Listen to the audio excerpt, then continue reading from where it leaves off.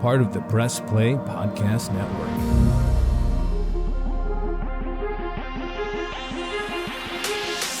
45-50, 45-40, run, William, run! He's got blockers in front, 5, touchdown! Joshua Cribbs turns disaster into a score! Kick block! They blocked the kick! I hate it. It's back. I hate it. Why do you hate it? We're back. Because I just hate so much. What do you hate so much, Tyvis, about... I just hate when I have to click that. Like, you know, it's just annoying. I just think it's annoying. It's unnecessary. See, that was totally not your vibe last season. It wasn't. You got a little excited when you heard the whole... when Taj would hit the recording in progress. That's a lie. That is a lie. You like That's a lie. You really not like it. I don't think this show could go if I did not make that statement every time. But it was never negative, right, Taj? Was it negative? No, I don't think so. I think it's funny as you guys are talking about. I think Zoom, because it's everybody uses it so much now and they all hear that. I think they need to give it options. Like you could have like Snoop Dogg do it or like Really? I mean, it worked. Remember they were doing that for like GPS and stuff. Snoop Dogg give you directions. Oh yeah, they do that for Waze.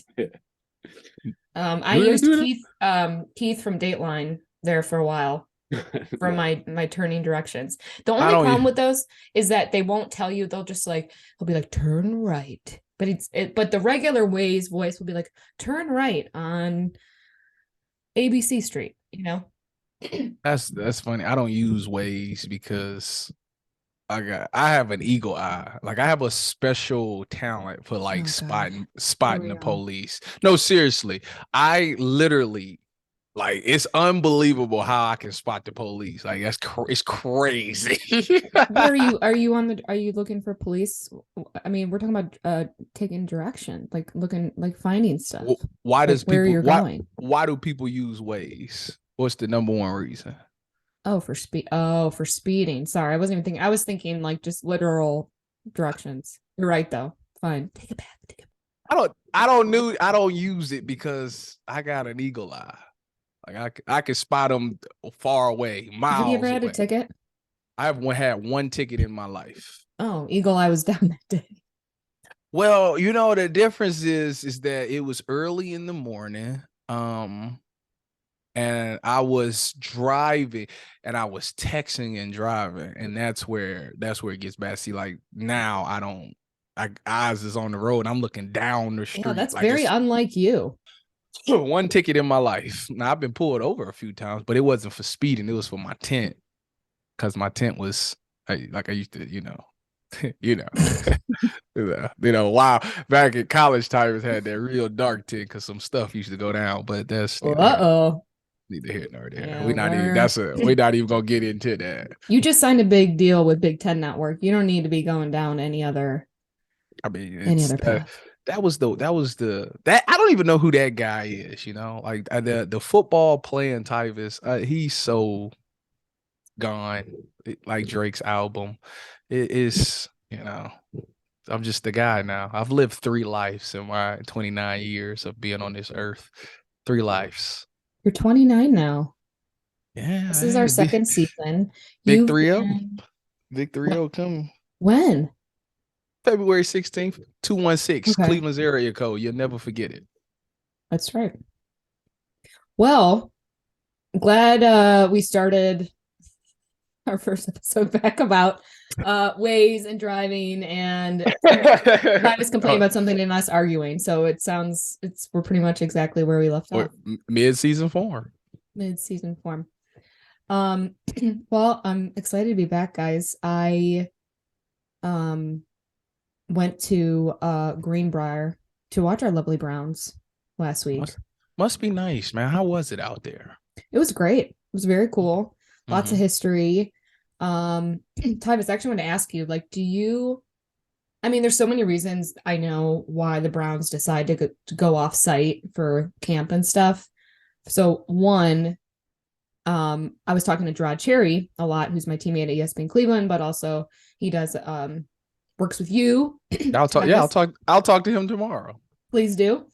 And it was so funny because he's like, it was just like in awe of how good these guys have it at camp. Like it's every need catered, and like it was just so funny the 6 days I was there that he was just like, man, these guys have no idea how good they have it. So you were like, you still were in the good era, like I'm sorry, you were in the really good era, right? Like how was it for you for camp?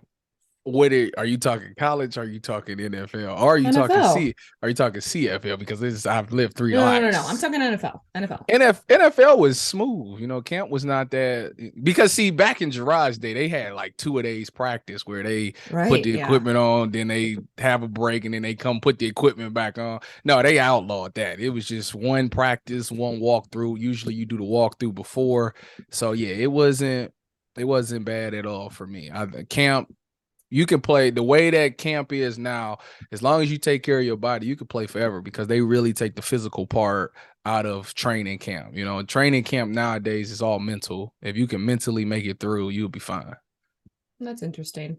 Yeah, I mean, I've been to camp before. I've been, but on individual days, obviously nothing like this on this level or this closely or this detailed. And watching, first of all, the grounds crew and like the equipment crew are like insane. They're amazing. They work incredibly hard. The field looked great.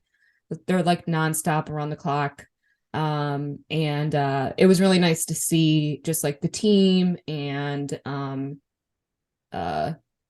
lot of the Browns employees and everyone that was there was like, everybody was like super nice, respectful, really let us kind of do our own thing. I was a beat reporter basically for kind of, I wasn't really a beat reporter, but I was like kind of acting like one for the week a little bit. I was just doing a million different things while it's in your future. You know, you getting a nice sample size. I have no desire to. You don't want to be a beat reporter? No, I don't. I get all the inside scoop, all the information. Well, I saw our friend Mary Kay Cabot, friend of the show, and talked to her for a few minutes, and she was, honest to God, no one works harder than her. When I was there, that she was nonstop. Like sitting, I saw her in the lobby a couple different times because we did not stay at the Greenbrier. We stayed at the Fairfield Inn, couple exits up. But y'all too good to stay where everybody else stay? No, we were not good enough to stay with where everyone else was staying. So they were at the Greenbrier, $500 or $600 a night, and then we were at the Fairfield Inn. Big money. I know. Man. And also I'm not tall enough. Okay. I'm 5'3" on a good day, and me trying to look over people was not happening. So I had to like look like in between people and like camera stands just to basically get any video or sound or anything. Mary Kay wears like these couple inch like platform like sandals so she can give herself, because she's a tiny little thing. And so it was cool. I mean, that aspect was really cool.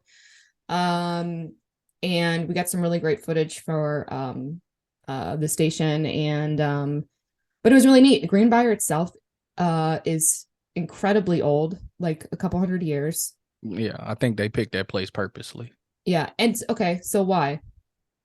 Well, they picked that place purposely because this is about bonding. You want to escape from outside reality. You know, if you want your team to be special, you know, if you want them to really mess with each other, then you take away all communication, all fun activities, and the only thing you got is each other. So that means you got to sit down and talk. It's like Remember the Titans. You ever seen of course you did, where he made them pair up and learn about each other's family. Yeah. They went to camp somewhere else. It's because it takes out the outside reality or the outside world, and you're forced to talk and get to know each other. You get to know somebody. So for example, if me and you never met each other, but we spent a week together, and during that week we talked every day, and you got to know about my life and I got to know about your life. You know about my kids, you know about my family. You know, when it comes game day, you'll think about me when it's time to make those plays. You'll think about, hey, I don't want to let my homeboy down. I don't want to let my homegirl down. So I'm gonna make sure I do what I got to do because his family is dependent on him, and I'm gonna make him look good. Vice versa. So it's team building. That's all it really is. If you love somebody, it was this quote that I was at Ohio State. I'm sorry to take it back to college, but we had this quote at Ohio State that's sitting. I don't know if it's still in the locker room because I haven't been there in a long time, but it was in our locker room where it says that the soldier often fights harder, not for the person that's across from him, but for the person that's behind them. So if you love somebody, you'll fight to defend them more than you hate the person across from you. And I think that that's a real thing. That's where you get the elite teams, and it's special. Now it's hard to do in the NFL because the roster is always changing. It's hard to get close to somebody knowing that in about 2 or 3 weeks from now, a month from now, he might not even be on this team anymore. So that's where the hard part of it is, but that's what they're trying to build in the NFL. That's what a good coach would try to build in the NFL.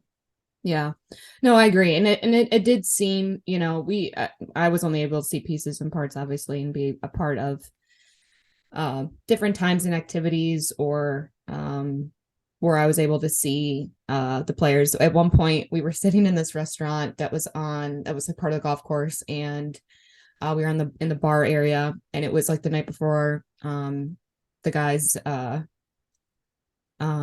day off on that Wednesday, and the whole D line walked in together to eat, and the amount of wings. First of all, we were all trying to figure out how many orders of wings they probably had, but also they all ordered Shirley Temples, and it was the funniest thing. Like these, the whole Browns deal. These massive men, and they're all sitting there drinking their Shirley Temples. It was hilarious. That's as wild as you could get. You can't drink no liquor. You can't drink no alcohol because you're really you can't, right? During camp, they can't. We were wondering about that. Actually. Well, all the veterans that I know, like the veterans that did it the right way, like Sherm and Cam, all of them had this thing where they didn't drink alcohol during the season. And if they did, it would literally be just one drink, but they never wanted to drink during the season. So overall, like I said, it was great, but overall it was also quiet. There was no real action. And not that I think we all thought that we were going to see anything major, but you all did. Y'all seen some 2 fights at the last day. I wasn't there, but that was the last day. And I wasn't there. Soon as you leave, something pop off. They fought because I left. What can I say? Listen, it ain't a lot of women walking around, and let testosterone build up. So you take away a nice thing to look at. Now they going crazy mentally. Listen, you get to that last. Gerard told me they call it camp eye. I swear to God that you listen. I swear to God, the lunch lady looked like Halle Berry after a week. You'd be like, man, I'm trying to tell you, that's for real right there. So yeah, it's a lot of testosterone built up, man. You ain't getting no loving. You ain't seen your girl in a week. Yeah, I get. Yeah, it was. Oh, speaking of women, there were some wives there, only a few. That's cute. Yeah, it's usually right. It's called conjugal visits. Well, they're supposed to you'd rather them not, right? Again, says another who? Distraction. Says who? No, in general. That's what do you mean? What are you talking about? You rather the wife not be there? Yeah. Yeah, if you're going, right? I'd rather, I tell Lauren, listen, Lauren, I'll see you in 2 weeks. I'm good. We'll FaceTime, but I'm locked in. I guess it depends on who you are. Listen, if you first round pick and you the man, then there ain't nothing. But if you an undrafted guy like myself and you fighting for your freaking life every day, then you might as well be single going into camp. I need no distraction. If it means that much to you, then you'll be like, I'm locked in for these 2 weeks because I have to have a good showing. So for example, these people that's playing tomorrow in this Hall of Fame game, I said it on the Ultimate Cleveland show today as my final take. This might be your only opportunity of ever playing in the NFL. So absolutely, you better listen. Proper preparation prevents piss poor performance. You better be so locked in. You should know that playbook like the back of your hand. And on top of that, they know that it's gonna be, the 2s, the 3s, the 4s. So the plays that they call ain't even gonna be hard. Like, it's gonna be simple plays. So you better go out there and dominate, because this could be it for you. yeah, no, Go you're out right. there and think Absolutely. about your girl if you want to. You'll be at home with her in a couple after tomorrow. And speaking of the game tomorrow and stuff, I'm not trying to get into any how much should someone play in the preseason. But man, Tyvis, I'm worried. Watson needs reps. I mean, coming off the last season, and you need the football, but you need the plays, you need the action, you need to get in the field, and I'm not trying to be like that guy of like, they need to play in every game of the preseason. And I do believe, though, from what I heard, that Deshaun is going to probably be playing in the last 2.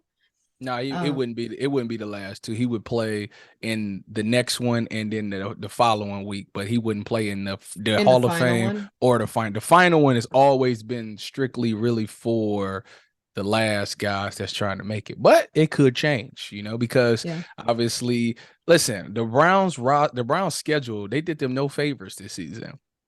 They scheduled 4 of the toughest games for them, and they have to find a way to at least walk out that thing 500. If they lose 3 or lose, God forbid, they lose 4, and they go into the bye week 0-4 or 1-3.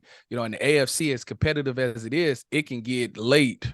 I mean, it get late real early. So these guys got to come out with that offense going. So I think it's a little rush on trying to get that offense going. Usually teams take 1, 2, 3 weeks maybe in the NFL season to get their offense going. I don't think the Browns got that luxury because of, you got conference games, and then you got division games. So it's like you have no choice but to come out clicking. And the only way to do that is to get these guys live game reps. You held Deshaun back a little bit in the preseason last year, and you see what happened when he came back. I think that you can't afford, even Stefanski can't even afford to have a slow coming out offense. So yeah, it's a rush on that offense for sure this season. Yeah, and that's what I'm a little worried about. And even just like, you brought up obviously the AFC North and how stacked it is. And I would agree, probably by far the hardest division coming up for 2023. And it's interesting though, for as competitive and tough it's going to be from everything that we know. It's amazing how inconsistent everyone, I shouldn't say everyone, but if you were to ask like a handful of NFL analysts, right? You're like, who's going to win the AFC North? Who would it be? Like, I just feel like everyone would give you a different answer. Yeah, I mean, but the easy answer is to say the Chiefs, because it's Patrick Mahomes, Travis Kelce, Andy Reid calling the plays. You can never count them out. And plus, they just won a Super Bowl. But, if you think about it, the Browns, the last time the Browns played them in a playoff game, it was right there neck and neck with them. Now, don't get me wrong, Patty Mahomes got injured. Patty Mahomes. Yeah, that's what I'm saying. Patty Mahomes got injured in that game, and ultimately we let Chad Henne. Yeah, we did. And I was talking about the AFC North. Oh, you said I thought you were talking about just the AFC. No, the AFC North. Oh, yeah, the AFC North. Okay, yeah, that's more competitive. That's like it can be anybody. You can't never count That's Pittsburgh. What I'm saying. You're getting a different answer, I think, from everybody. You can't really count Pittsburgh out. I'm not gonna say they're gonna win it, but I'm not gonna say they're gonna be bad. Obviously, we thought they'd be terrible last year, and they finished above 500. And Mike Tomlin never finishes under 500, so they always got a swinging chance. Obviously Cincinnati, they did nothing but make improvements, but I am skeptical about their secondary. If their secondary isn't good this year, because they let a lot of people go in their secondary. I think 3 people is gone out of the starting secondary last year.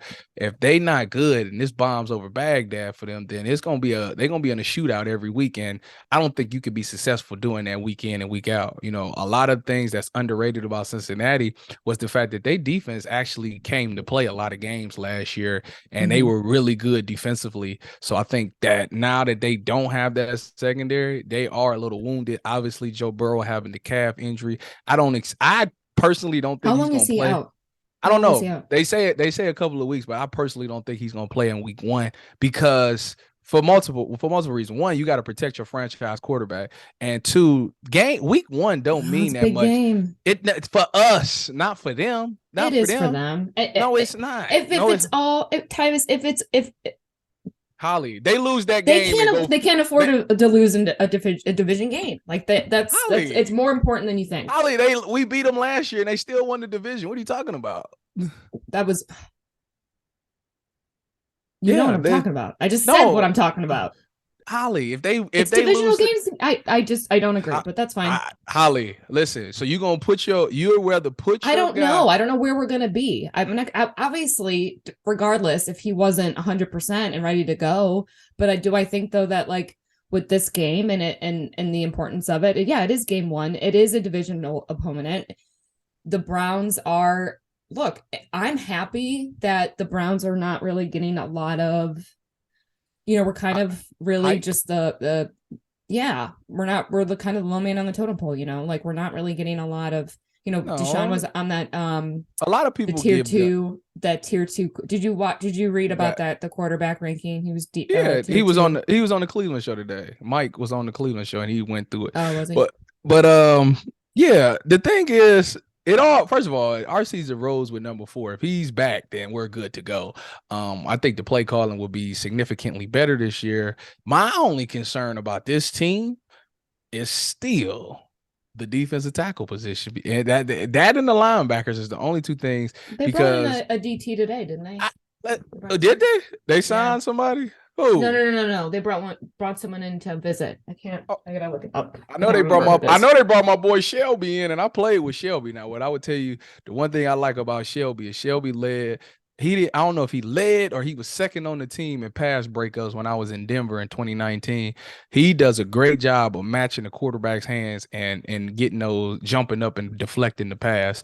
So that's one thing that I do like. But that's not the problem with the Browns. It's not that they don't get great pass rush. It's the run game. And I think Dalvin Tomlinson is a really good D tackle, but there's only one guy, and a lot of people gonna find out that. It's a difference, but it ain't that big of a difference between what Jim Schwartz is running and what Joe Woods ran. It still counts on the defensive tackles. If these defensive tackles are still going to be asked to eat up 2, they still going to have to take on a center and a guard or a guard and a tackle to try to keep these linebackers free. And if these D tackles are getting blown off the ball or they getting reached, and they pushing up to them linebackers, it's going to be literally the same song that we seen last year. So I'm a little skeptical because, like I say, Dalvin Tomlinson is one man, but that second one, I got to see it first. I got to see them successfully stop the run. And then all from what I heard from camp is, none of the supposed starters has been practicing because they're all coming off an injury. So, and they say if those backups are in there, they say it is over with. They say they are good and terrible. So I'm a little concerned about the run game this year, but hopefully that's just, hopefully I'm just tripping.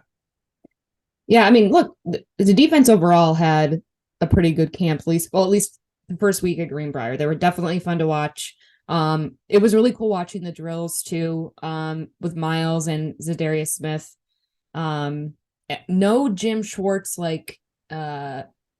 I got asked a couple different times, any F-bombs from Jim Schwartz, was he getting they said he was calm. They said he was real calm. Super calm. Yeah. That was camp. It was super calm. And I think the biggest problem, or one of the biggest problems that there's been is that Stefanski gets the biggest criticism for is really his reactions, right?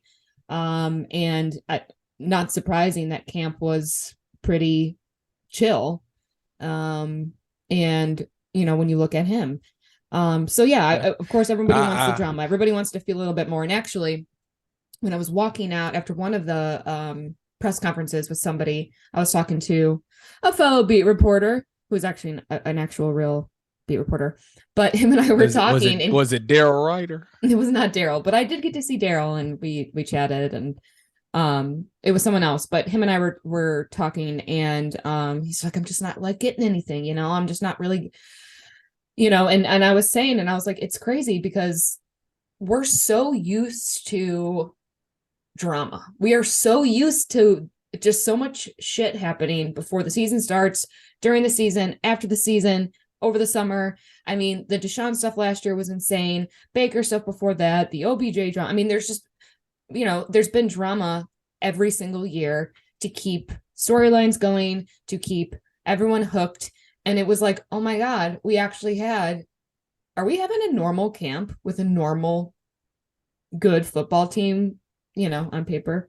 And like, it's almost like we don't know how to react. It's like you're finally in like a really good relationship. And I'm like, wait, what? Like, it's weird. Well, I like the way that they ran things this year. You know, I think, you know, with them having an extra week and an extra game, you know, when you get guys that come in from those 6 weeks off and you have them going like just full speed, balls to the wall, the 0 to 100, that's where you see some of these injuries take place. You know, you've seen guys already, you know, tear ACLs, pop hamstrings and all of that. And it's because the only way to be in football shape when you come back is to play football. And it's hard to simulate that when you train. Don't get me wrong. Guys train their butts off for those 6 weeks, because those 6 weeks so I'm gonna let y'all in on a little secret. Those 6 weeks that you get off from mini camp to camp is the most important 6 weeks of the season, because that's the last time that you cranking out that heavy weight. It's the last time that you getting those stretches in like that. Once you get in the season, it's all about just maintaining. So it's really imperative of you taking care of your body for those 6 weeks. Then you ask these guys to boom, crank it back up. And like I said, that's where you see all these season-ending injuries. But I like the way that the Browns went about it by, you know, just jogging, walkthroughs, jogging pace and stuff like that, because it's letting their body slowly get acclimated to getting back to football shape. And I think that you making those cuts at 75% right now rather than 100, you know, when it's time to go 100%, your body's used to that movement. And I think it'll stop those guys from having those, you know, those soft tissue issues or those ACLs and all of that jazz.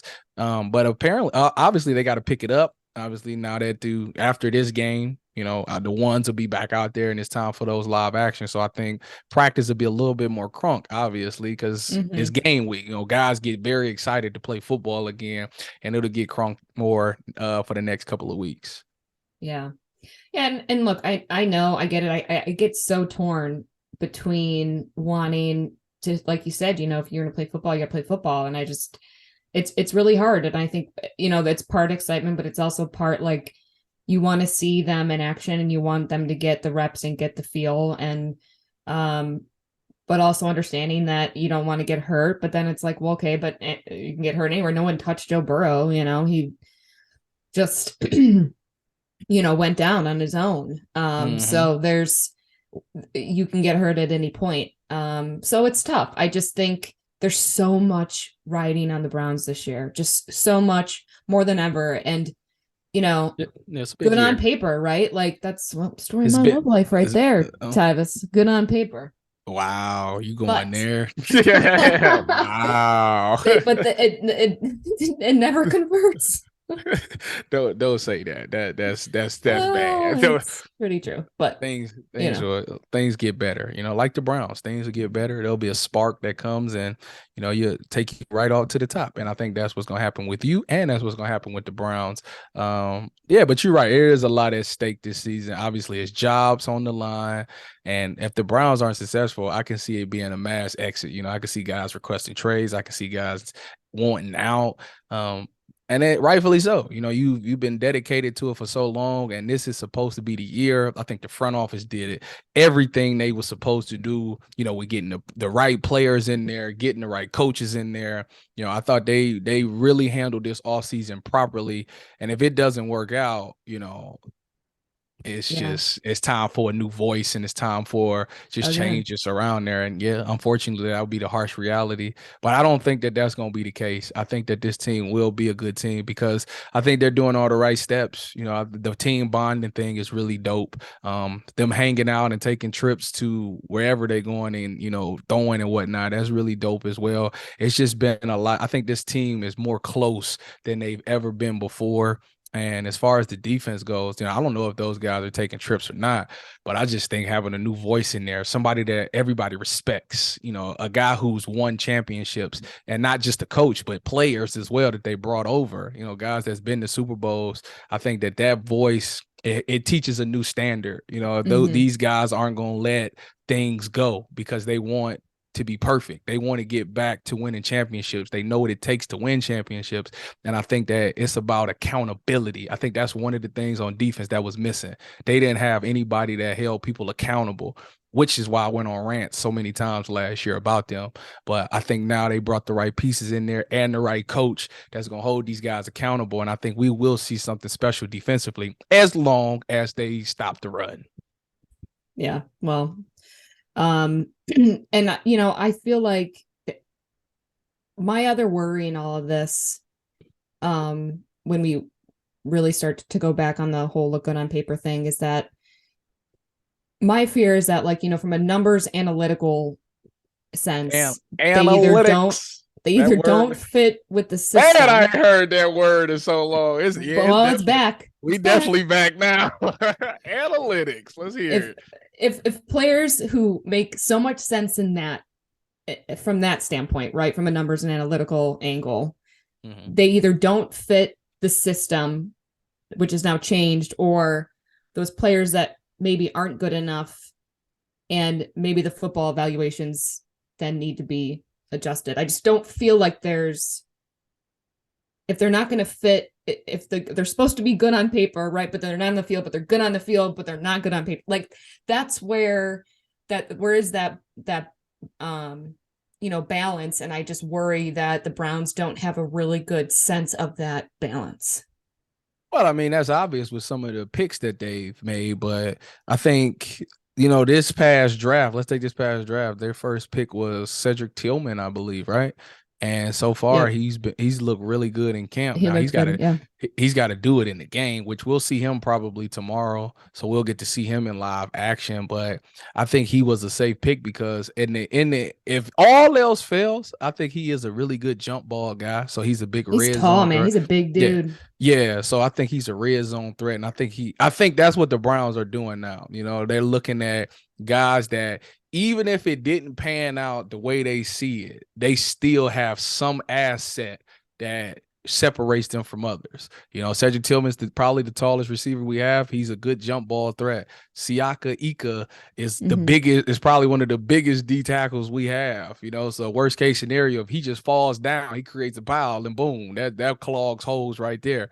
So if all else fails, I think they are going with picks that, like I said, if they don't at least become the superstar, they still have some type of value. And I think that's a smart way to look at it. Obviously, you know, you got to do some coaching, and you got to trust that your coaches can get through to these guys. And like I say, so far it's been working, even with some guys like DeJuan Jones from Ohio State. You know, he's a really good football player, but it's always the off the field stuff, lazy, you know, taking care of his body, you know, those things. And I think he's under the right coach like Bill Callahan, who's going to be all over him to make sure that he's doing everything he's supposed to do, because Bill probably sees how special he could be. And like I say, I think I actually applaud the front office for, you know, what they did as far as acquiring players and drafting players and getting the coaches. It's true. If it doesn't work this year, then it's just not meant to be. And it just has to be a whole new change to me personally. And I'm not just saying just the coaching staff. I'm talking about people that make the decisions on the personnel as well. Well, yeah, because at that point, I mean, anyone can look good on paper, and then it actually executing is a whole different story. I think the barometer of knowing that and being able to coach, and have the right person in place to coach along with the right person to make the picks, that's going to obviously be the best case scenario. And I worry about the Browns just balance with that and being able to That's because we've been burnt so many times. Well, in the and it past also hasn't really worked. So exactly. It's not like I have anything else really good to go off of. I mean, this season, there's so much riding on that, like beyond just, if you have the pieces and you can't fit them, if you can't fit that puzzle together, then there's the depth of the problems with that. It goes beyond. I mean, you are way more positive than me on a general basis when it comes to most things in life, but definitely the Browns. I just don't feel, you're like, oh, I think they're doing such a good job. I can't, my barometer for that is just not, well, no, I haven't really seen it. Yeah, but I haven't seen anything. Like, you haven't been proven otherwise. And that's what this is about. So you got to prove. I think a lot of people are in that same boat, but I'm optimistic because I see what it could potentially be, from just seeing them practice and seeing what I've seen. I've seen them at their peak in practice of what it looks like and what it could be. And these players making plays, these receivers making catches, Deshaun looking really good. I've seen it already. And if they can translate that into game day, it will be unbelievable. Because a lot of people don't like Kevin Stefanski as a head coach, but I do respect him as a play caller. And I know he had some moments last year where it was bad or he did something and he gambled and it didn't pan out. But a lot of the times I told you, I don't think it was a bad call. I just think it wasn't executed properly. Same way I felt on defense. No, like I said, for example, there were some bad calls. There just I always go to the Jacoby Brissett where he threw the corner route. It was 4th and 1. He throws the corner route and he missed throws, and everybody's like, that's a terrible call. I mean, if I'm a defensive person and I see Jacoby Brissett coming out, I know 4th and 1, he's been 90% successful on quarterback sneaks. We're automatically saying sneak. And Nick Chubb's on the field. He doesn't sneak the ball. Okay, I'm going through progressions. Okay, then maybe Nick Chubb gets it. They play action to Nick Chubb. So I'm like, all right, we got to step up for Nick Chubb. The 7 cut, nobody's thinking about a 7 cut on 4th and 1. If Jacoby Brissett was warm, that's the worst part of it. They brought in a quarterback that was on the sideline that was cold. If he was warm, he would have made a good throw and it would have been a touchdown call and he would have looked like a genius on the play. So I got where his mind was at. It's not a terrible call. He just didn't have the right person in there. He should have just let Deshaun do it because Deshaun been throwing that whole game. Or they should have had Jacoby Brissett throwing the ball on the sideline to be warmed up. But I think that it's a lot of the times that but you said it yourself. Like he took Deshaun out. Like that's the problem I have with it. Right? That's a decision. That has nothing to do with the play call. I said play call. That's not what the play call was. The play call was right. That's a great call. It's the coaching, but it's above that. That's the whole point. The play call. The play that was called was a great call. It was. He was open. It was a 7. It was not a great call. It was not a great call. Don't say great call. So he wasn't open? It would have been a great call if it was Deshaun in there, right? Was the intended receiver open? I'd have to go back and look. I don't remember.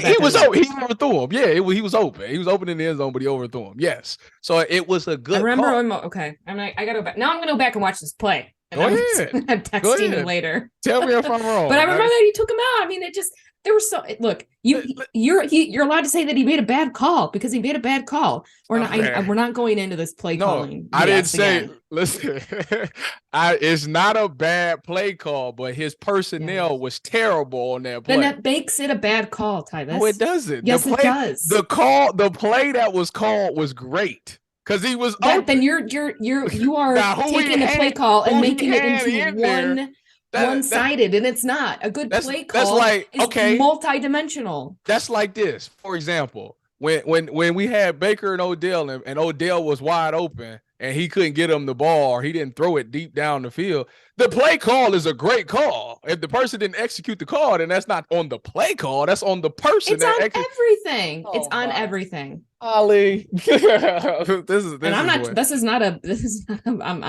was not a supportive comment to Baker by any means. It's all right to be a Baker bro or a Baker sis in this case. But I mean, there's going to be bad calls, and that's the NFL. That's just how it is. Are you thumbs up or thumbs down? To say that it's one, I can't. it's not one-sided. It's not. So listen, Holly, why is it if the call, so if I call a call and the player is wide open, but the quarterback don't get him the ball? He took the quarterback out of the game and put in the backup. See, you looking at. I'm not talking about from a personnel standpoint. You still speaking of person. Look at it that I'm way. literally talking about the call. I don't the look play at it that way. Was called. Well, I cannot look at it that you're way. Wrong. You're wrong. I'm not wrong. You are wrong. No, I'm not. I'm big picture. Okay. No, you're not. I'm overall. Yes, I am. You're not looking at. You're not looking because you're saying that Stefanski's a terrible play caller, but the plays that he called actually I did not be say open. He was a terrible play caller. I said that was a bad call, and he should have never taken Deshaun out of the game for that. Okay, Holly. Let's agree to disagree. You glad we're back? Sure. If that's what makes you happy, but I'm not. I think. Are you mad at me? Why would I be mad at you? Listen to me, Holly. Let's make something emphatically clear. Whether the Browns win 17 games or win 0 games, my check cashes anyway. So I really am just here to observe. My feelings is out of it. I look at things. You looked at me like and you were, I tell it like it annoyed. is. You were really annoyed with me. My job is to look at a situation, try to break it down the best I can, and try to educate our listeners. That's all I can do. My feelings is out of it. Now I do got special feelings for guys that I play with like Denzel, but outside of that, but I still tell it like it is, which I seen him when I went to that camp practice, and I told him, listen, I'm gonna tell it like it is. And he said he respected and he understands. So boom, it's free reign, Well, that's why we all have opinions. I got to chop it up with Anthony Walker again. That was, I got to play with him in Indianapolis. I got to I've never seen him in person outside of like a game, obviously, but at camp, and he did a really good interview. And you can just tell being around him and how poised he is, why he's a leader. He was so cool, like calm, collected, very respectful, just very confident, not cocky, like he was such, you could feel his presence. That's my point. Well, I think, obviously we seen that how much they missed him last year when he got hurt. So it'd be nice to have that energy, which I think that'll bring some excitement. Just seeing him back out on the field, seeing that 5 jersey back out on the field again, I think that's going to bring a whole new level of excitement for a defense, because it's like my dude back out here, like my boy is back. Let's go. So I think that's going to bring some excitement to the defense, just hearing his voice. And yeah, like I said, Jim Schwartz, he's going to do a great job of calling the defense, but these players just got to execute and make plays. At the end of the day, you got a lot of playmakers on both sides of the ball. It's just getting the ball or calling the right play and getting them one-on-one situations or putting them in situations to make those plays. And these players got to execute. And it's a simple game. You find the mismatch, you exploit the mismatch, and you go from there. It's really, some people overlook it, but that's literally what it comes down to, is who got the mismatch? How can we take advantage of that mismatch? Mm-hmm. Yep. Yeah, I mean, look, there's a lot riding on the season, and that's the bottom line. And they have to execute. They have to put the money where the mouth is. So we'll see. Tomorrow, recording this Wednesday night, so tomorrow is the Hall of Fame game. Won't see too much, but it's always fun to watch these guys. Whoa, what do you mean you won't see too much? You going to the game? No, I know, but I'm just saying, from like any type of like. Oh, I thought you were saying you wasn't gonna watch too much of it. That's what I thought. No. I'm gonna watch. It's gonna be fun. Look, I think I've always liked the Hall of Fame game. I think it's fun. And I've always liked preseason. I like these guys scrapping, trying to win their way, win a spot. So I think tomorrow will be good. From an entertainment standpoint, to a certain extent. Long day for me. Hopefully it'll be hopefully this first episode. Don't the Browns usually go undefeated in the preseason? I would not say usually, no, but they have before, yes. And I think I feel like they've done it like I feel like they've done it 2 years in a row. Maybe I'm wrong. Did they do it 2 years in a row? I don't think so. I know they did it the 1 year. They did it last year, I thought, too. Didn't they? How many? Wait a minute. How many times have the Browns been defeated in preseason?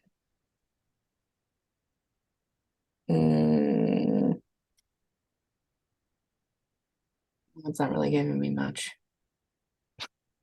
You should have said, what was the Browns? I didn't. Yeah. What's the Browns? I didn't do this right. What is the Browns preseason record?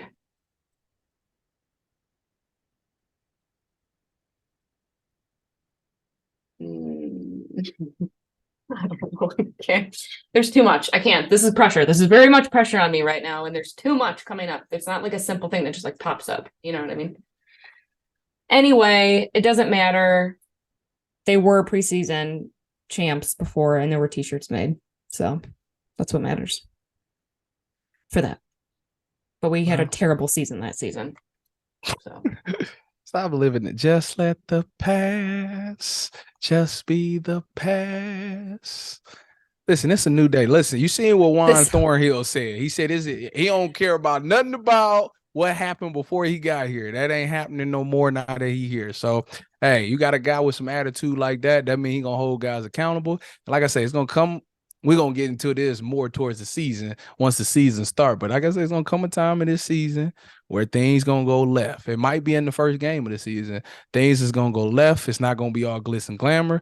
And it is instinctual for people to just be like, revert to their past and be like, well, it's just another year, same old stuff. And it's up to those leaders of the team and that coaching staff to nip that in the bud right then and there. No, we ain't thinking that. It's not the same as last year or the year before that. This is a new day, so fix it. And that's what it's got to be.